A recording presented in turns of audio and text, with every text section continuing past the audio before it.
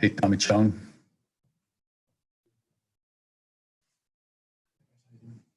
You go. Yeah, where's your old mouse, or is it broken or what? I'd still like this. You have a magic mouse? Like Magic Trackpad? Yeah. What do you have right now? Just the mouse. Yeah, if you want to trade it. I'll bring that over. Okay. Thank you. Do you know who's in charge of Marketo? Yeah, I think it's Jason Monk or Ryan Smith. I think it's Thanks.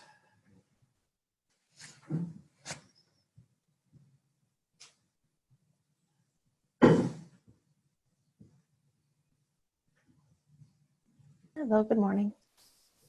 Hey.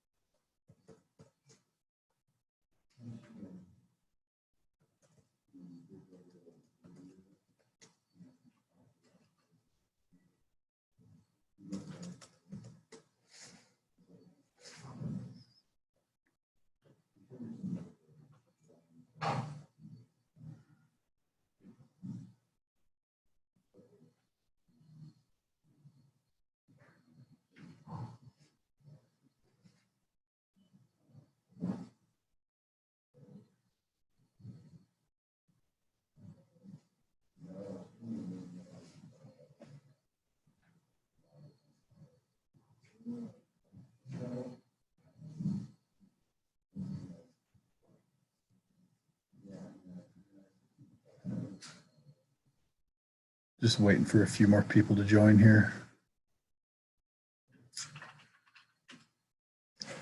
that I was hoping would be on.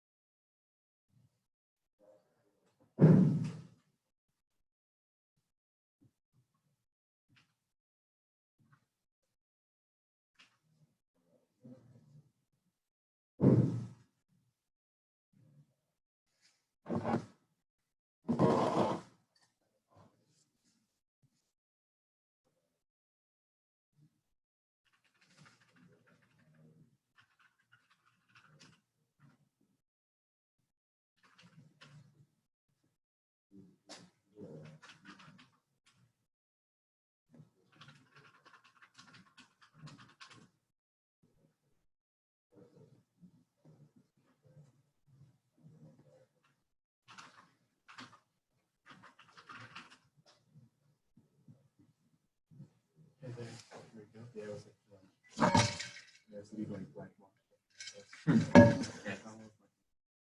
All right, I guess we'll go ahead and get started.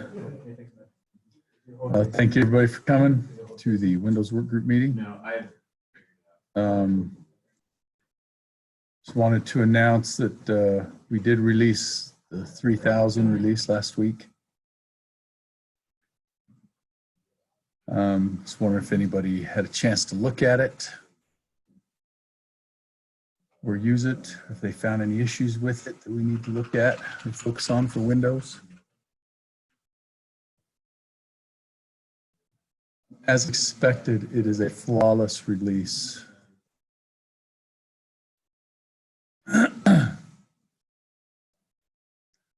All right. So we got a little progress on the MSI for Windows in the last month. I had to fix a few things with the version.py in Salt so that it would handle the new 3000 versioning strategies for Windows for the MSI. And I also had to make a few modifications to the build script. I commented some things out and I was hoping to go over that with Marcus, but he's not on today. But I was able to get an MSI built. So it's definitely, I think this is definitely going to work for the Sodium release. And I think we're going to plan on having an EXE installer available and an MSI available for a little while. Maybe after a year, we will ingest the MSI into the EXE so that they are, so the EXE just basically wraps around the MSI, unzips it, and installs it. The reason for that is if you install the MSI and then you run our EXE installer, then you'll get 2 entries in the add remove programs on Windows. The EXE installer doesn't detect the MSI installer. And it's, I don't know, maybe I haven't really gotten into it. It might be difficult to add it to be able to detect that. And I think the easier thing would just to be ingest the MSI. But I wanted to test that for a year before we went and depended on that as the sole method of installing Salt on Windows. So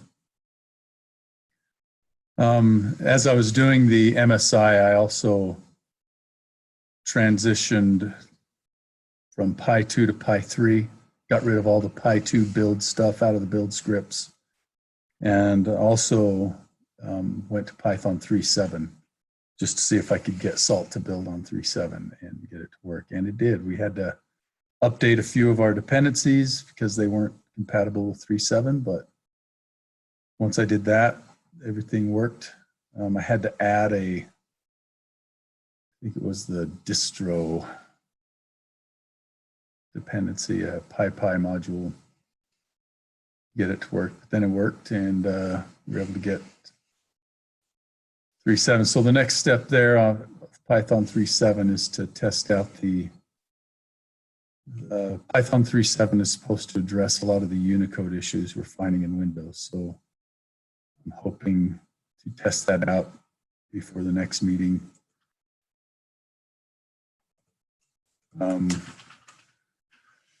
See, Peter Mudd last time talked about a formula for demonstrating Salt usage on Windows and how to spin up different builds of Windows for testing.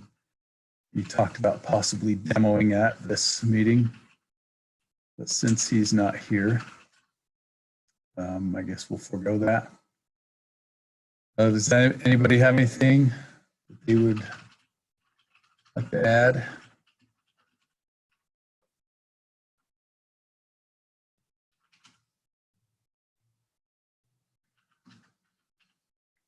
Okay. All right, so thought it'd be a good idea to go through a couple issues that have come in, see if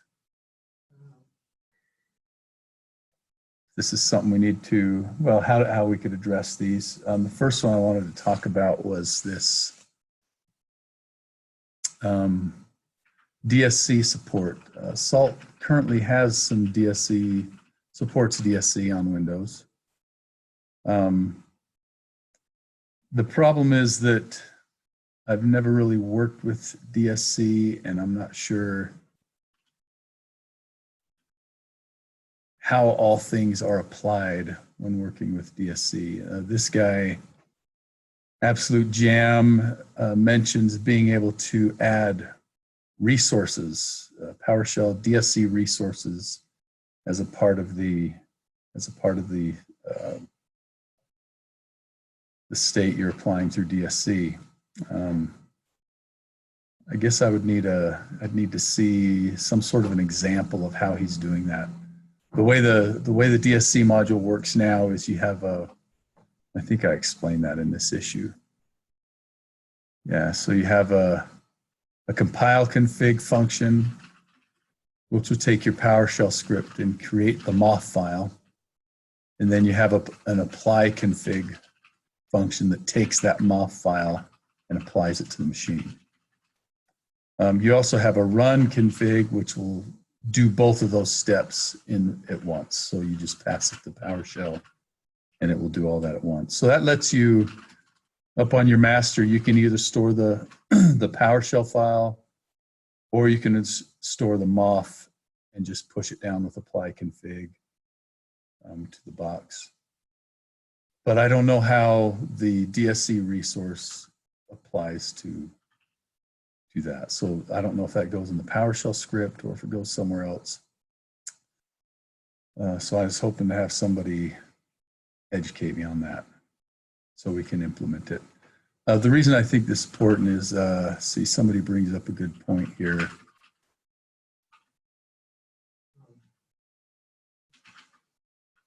He says, as long as Salt won't be able to use all DSC resources like Ansible or Puppet, it will never be a contender in Windows World. So if that's really the case, then we should probably get on this. Support DSC, a little better DSC support on Windows.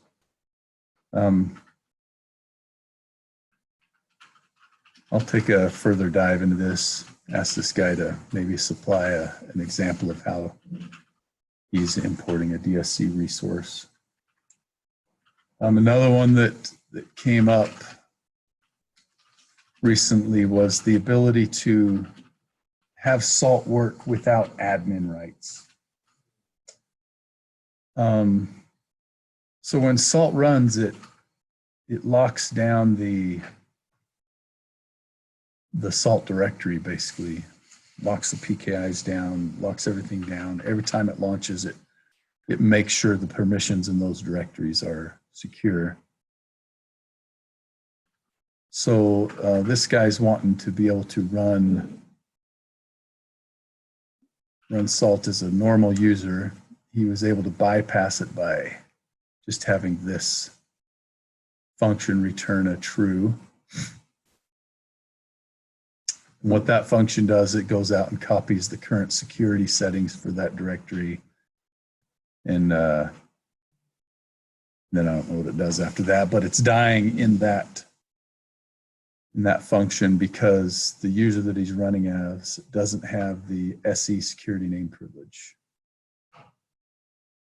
But what I think he's arguing is that the SE security name privilege is there, but it's not elevated. It's kind of like the UAC thing on Windows where you have to click yes to, or type an administrator password if you don't have the permissions to be able to install a piece of software. So a user can have the privilege, but it might be disabled. So in some of the code in Salt, we go through those and enable them, go through all of the privileges that the user holds and turn them on so that they can do stuff with Salt. I think I explained that to him a little bit here, but I'm not sure. He seemed to argue with me a little on this. So I guess we need to figure out how to get Salt to run as a non-administrator user and probably document it. Maybe there's some permission we need to add to that user, but we need to document what needs to be done. Anybody have any comments on that or input?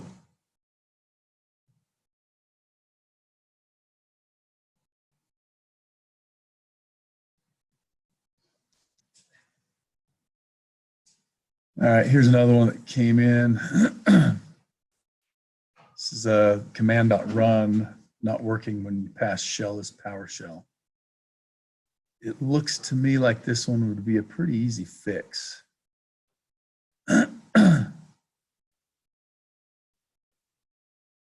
So when he runs it with command shell equals command, which is the default, then it works just fine.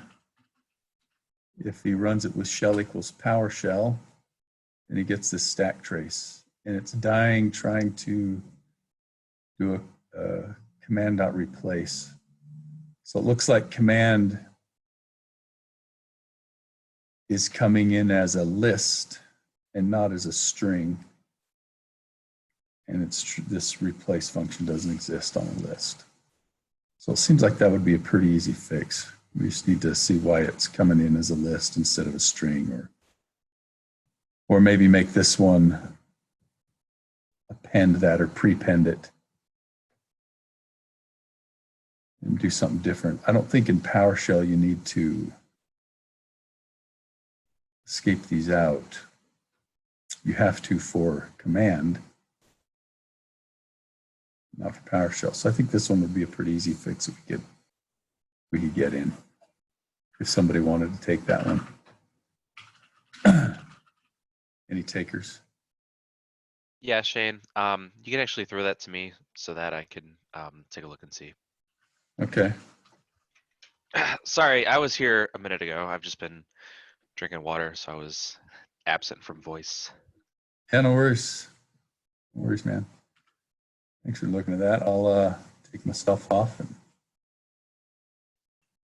Okay, last one I was going to look at. Oh, I guess that's the same one. Okay, I guess that was it. Thought I had 4, but that's I guess I just got 3. Okay. Anybody else have any issues they'd like to bring up with the group?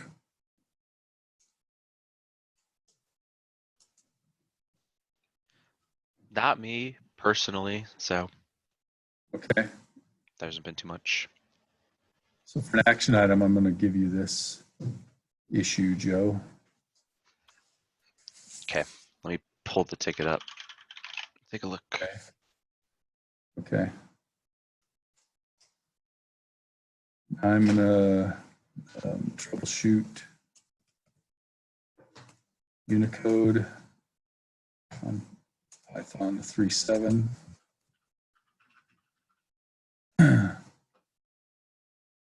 With Marcus on the MSI installer.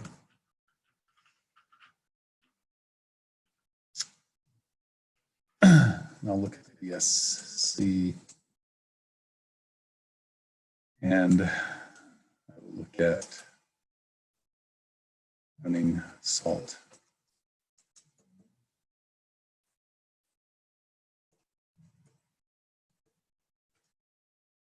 Okay.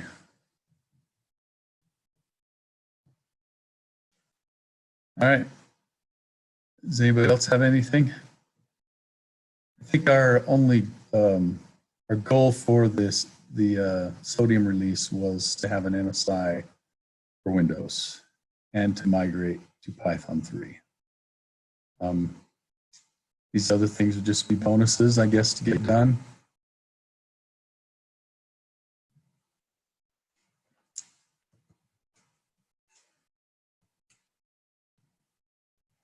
Okay. Well, if nobody else has anything, then I guess we can end this meeting. Thank you guys for coming. Yeah, Marcus wasn't, I don't think he was interested in joining. Today.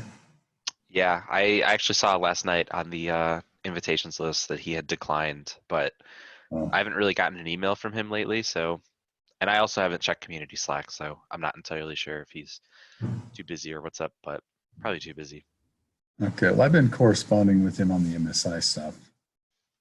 He sent me a couple emails and we've gone back and forth. So he's still working with me. He's just busy for this. Yeah, it happens sometimes. Okay. All right. Well, thank you guys for coming. We'll meet again next month and see where we're at.